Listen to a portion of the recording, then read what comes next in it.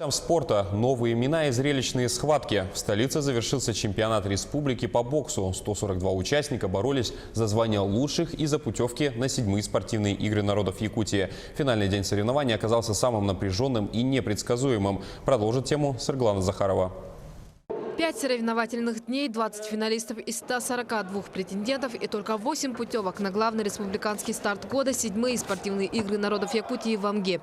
Финальные схватки открыли бойцы Асим Ахметов из Горного и Борис Сидоров из Чурапчинского улуса. Встреча завершилась уже на первом раунде. После прямого попадания боксера из Чурапчи секундант Ахмедова остановил бой. Сидоров одержал досрочную победу и стал первым чемпионом дня.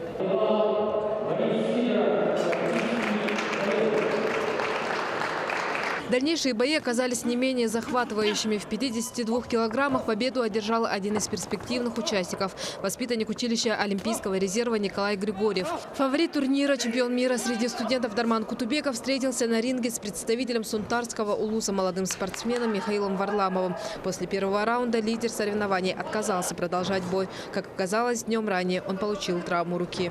В полуфинальном бою во время боя во втором раунде у меня хорошее попадание было. И я выбил указательные средние пальцы рук правой руки. И сегодня получается то же самое, хорошее попадание. Это спорт нормальный, и такое должно быть, без этого никак. Это не последний бой, не последнее соревнование. Мы раньше боксировал, знал, как он боксирует. Ну, нормальный, он всегда сильный был. Ну, бокс – это бокс. Сейчас будем настраиваться, тренироваться, идти дальше. Стоит отметить, что Кутубеков на этом чемпионате поднял вес с 56 до 60 килограммов. Позже спортсмен признался, что в этой категории ощущает себя не совсем комфортно и вернется в свой предыдущий вес. Однако ошибки быть не должно. На кону билет не только на игры народов, но и чемпионат России. После финального боя будем сформировать команду сборной Республики Саха.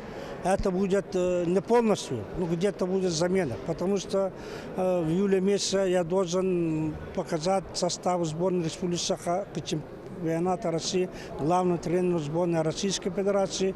Напомню, что чемпионат страны пройдет в Якутске этой осенью. Такое решение было принято еще в конце прошлого года. Якутия, как организатор, сможет выставить одну команду для участия, а также дополнительно подготовить еще 6 боксеров. Они будут бороться за место в турнире индивидуально. Сырглана Захарова, Илья Сыромятников, Якутск.